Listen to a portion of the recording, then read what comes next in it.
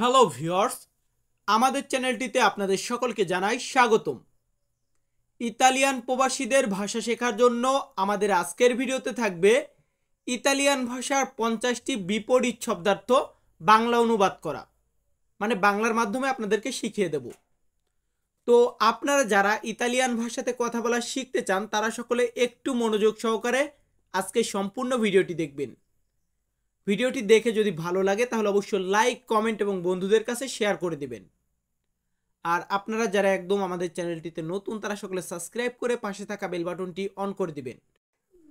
তো চলুন আমাদের আজকের ভিডিওটি শুরু করা যাক। আমরা 8টি করে শব্দ দেব এক একটা চ্যাপ্টারে, এভাবেই শিখিয়ে যাব। তো প্রথম শব্দটি দিয়েছি জানা। কোন একটা বিষয় জানা, এই জানাটাকে বলা হয় সাপেরে। ইতালিয়ান শব্দার্থ সাপেরে মানে হচ্ছে জানা। এখন জানার বিপরীতে হচ্ছে অজানা। মানে একটা জিনিস হচ্ছে জানা আর একটা হচ্ছে অজানা, এটাই তো বিপরীত সপরীত। অজানাকে আমরা বলবো স্কোনোস্ciuto। ইতালিয়ান শব্দার্থ স্কোনোস্ciuto মানে হচ্ছে অজানা, আর সাপেরে মানে জানা। এরপর আছে সঠিক। কোন একটা জিনিস সঠিক বা ভুল আমরা বলি না, তো এই সঠিক এটাকে আমরা বলবো corretto।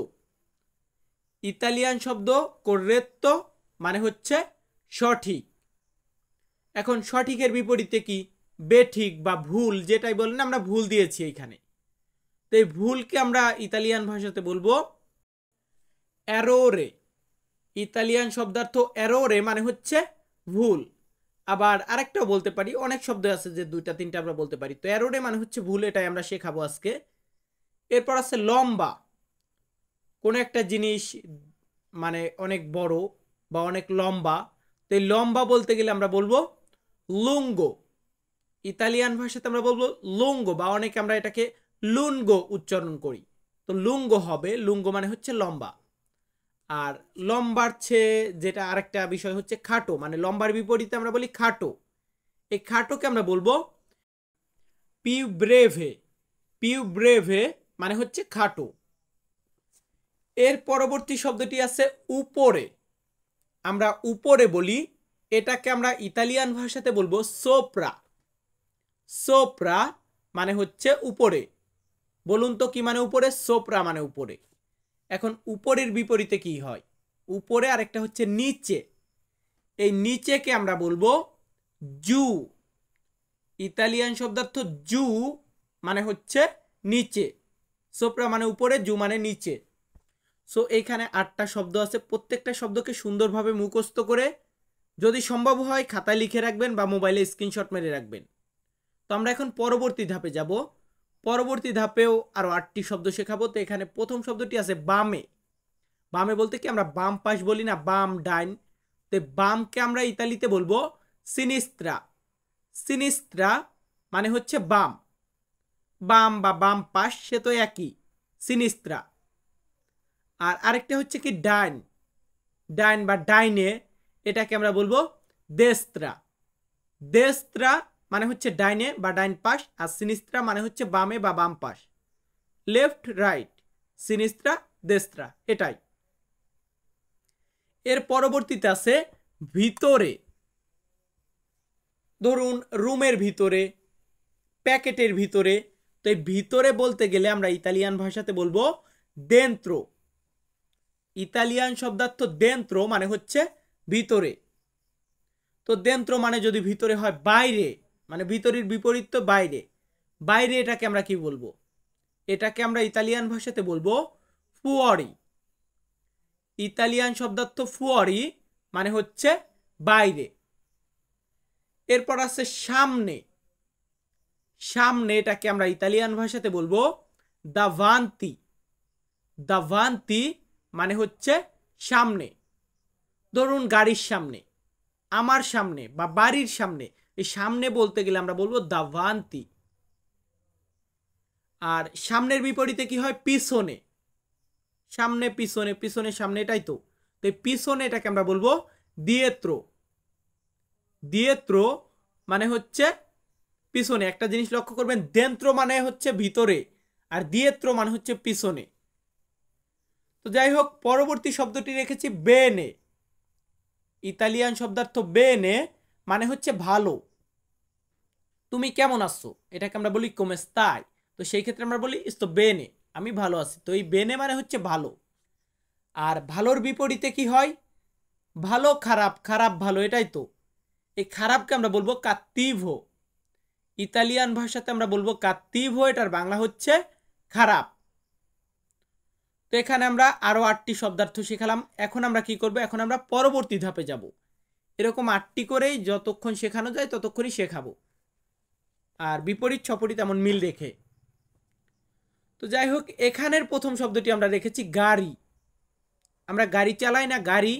এই গাড়িকে আমরা ইতালিতে বলবো লাউতো।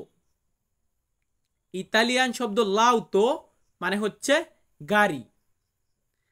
এখন গাড়ির বিপরীতে আমি বাড়ি রেখেছি, জানি না এটা সঠিক হয়েছে কিনা, বাট গাড়ি বাড়ি বাড়ি গাড়ি এমনটাই তো আমরা বলি বাংলাদেশে। তো এই বাড়িকে আমরা বলবো কাজা। বাড়ি এটাকে আমরা ইতালিতে বলবো কাজা। কাজা মানে বাড়ি, লাউতো মানে গাড়ি, লাউতো মানে গাড়ি, কাজা মানে বাড়ি, এইভাবেই মুখস্থ করবেন। তো ভিউয়ার্স, এর পরবর্তী শব্দটি আছে অনেক। অনেক বা বেশি, এটা বলতে গেলে আমরা ইতালিয়ান ভাষাতে বলি মোলতো। ইতালিয়ান শব্দার্থ মোলতো মানে হচ্ছে অনেক বা বেশি।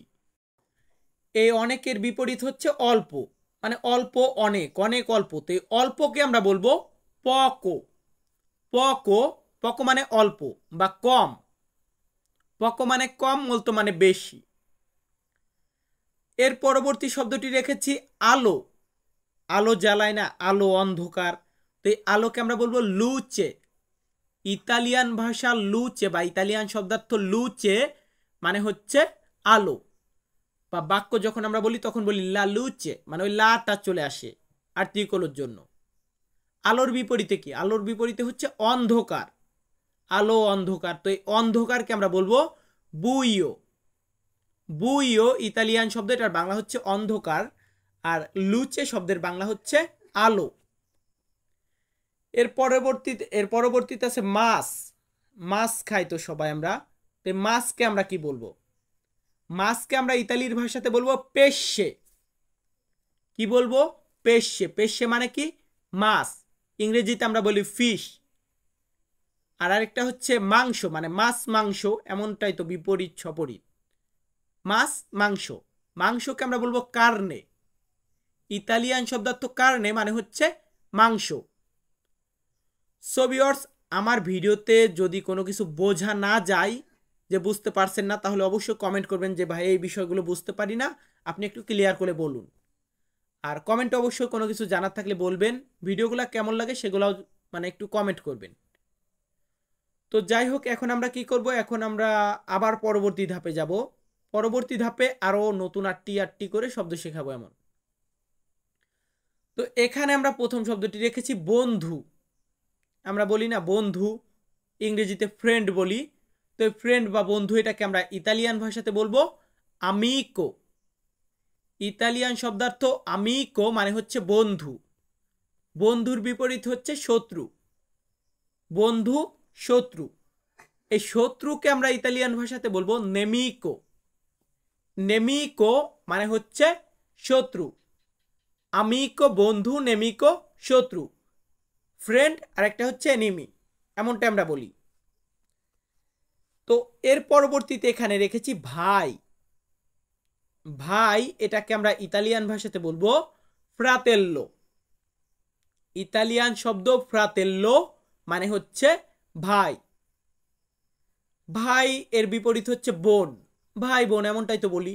তো বোন এটাকে আমরা বলবো সোরেল্লা। ইতালিয়ান শব্দার্থ সোরেল্লা মানে হচ্ছে বোন।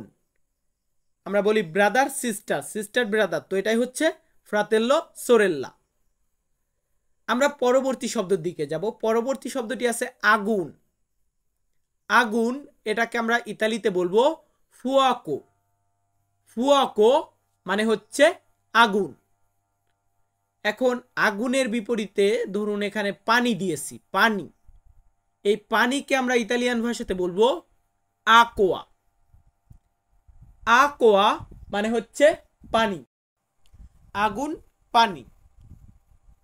এর পরবর্তী শব্দটি আছে ঠান্ডা। আমরা বাংলাতে বলি ঠান্ডা, এই ঠান্ডাকে আমরা ইতালিতে বলবো ফ্রেদ্দো। ইতালিয়ান শব্দ ফ্রেদ্দো মানে হচ্ছে ঠান্ডা। আর ঠান্ডার বিপরীতে কি, এটা তো আমরা সবাই জানি, ঠান্ডা গরম, গরম ঠান্ডা এমনটাই আমরা বলি। তো গরমকে আমরা ইতালিয়ান ভাষাতে বলবো কালদো। ইতালিয়ান শব্দ কালদো মানে হচ্ছে গরম। তো দেখুন আমরা কিন্তু কি একই শব্দ ঘুরে ফিরে এগুলাই বেসিক দৈনন্দিন জীবনে ব্যবহার করি। তো বিভিন্ন ভিডিওতে বিভিন্নভাবে আমরা এগুলাকে উপস্থাপন করি। আপনারা সকলে অবশ্যই এগুলো মুখস্থ করে রাখবেন, মানে এই শব্দগুলো খুবই গুরুত্বপূর্ণ। সে আমার ভিডিও দেখুন বা যার ভিডিও দেখেন, যেটাই ভাবেন আপনি, শব্দগুলো যতদিন না পারবেন ততদিন অনেক কষ্ট হবে, আর যখন পেরে যাবেন তখন তো নিজের আয়ত্তে নিজেরই ভাষা মনে হবে। আমরা পরবর্তী শব্দ দুইটি রেখেছি ফল ফুল। ফল ফুল, ফলকে আমরা বলবো ফ্রুত্তা। ইতালিয়ান শব্দ ফ্রুত্তা মানে হচ্ছে ফল, আর ফুলকে আমরা বলবো ফিওরি। ফিওরি মানে হচ্ছে ফুল, ফ্রুত্তা মানে হচ্ছে ফল। এরপর আছে হাসি। হাসি মানে হাসা হাসি, যেটা এটা ওই হাঁস মুরগির হাসি না, মানে আমরা যে স্মাইল বলি মানে হাসি, এটাকে আমরা বলবো সেরিজ্জো। সেরিজ্জো মানে হচ্ছে হাসি। হাসির বিপরীতে আমরা রেখেছি কান্না। কান্না বা কান্না করা যেটাই বলি, কান্না করা বলতে গেলে এখানে আমরা ভার্ব করতে হতো, এটাকে ভার্ব করতে হতো। তো আমরা এখানে যেহেতু পিয়ান্ত বলেছি, তো পিয়ান্ত মানে হচ্ছে কান্না। এরপর আছে সুস্থ। ধরুন আমরা আমাদের শরীর তো সুস্থ অসুস্থ হয়ে যায়, তো সুস্থটাকে আমরা বলবো সানো। সানো বা কিছু ক্ষেত্রে আমরা সালুতারে বলে থাকি, মানে এটা হচ্ছে সুস্থর ক্ষেত্রে সানো, বা কিছু ক্ষেত্রে সালুতারে। আমরা 90% সানো ব্যবহার করব, 10% সালুতারে ব্যবহার হয়। এরপর আছে অসুস্থ, মানে সুস্থ অসুস্থ। এই অসুস্থকে আমরা বলবো মালাতো। ইতালিয়ান শব্দার্থ মালাতো মানে অসুস্থ, সানো মানে সুস্থ। এরপর আছে হাত। আমাদের যে হাত আছে, এই হাতকে ইতালিতে বলা হয় মানো। কি বলা হয়? মানো। মানো মানে হাত। হাতের বিপরীত কি? হাতের বিপরীত হচ্ছে পা। আমরা বলি না হ্যান্ড লেগ, হ্যান্ড লেগ, তো এটাই হচ্ছে মানো, আর এটা হচ্ছে পিয়েদি। পিয়েদি মানে হচ্ছে পা বা পাও বলে থাকি আমরা, এটাকে আমরা বলবো ইতালিতে বলবো পিয়েদি, আর হাতকে বলবো মানো। সো ভিউয়ার্স, আজকের ভিডিওতে অনেকগুলোই বিপরীত সপরীত শব্দার্থ দিয়েছি।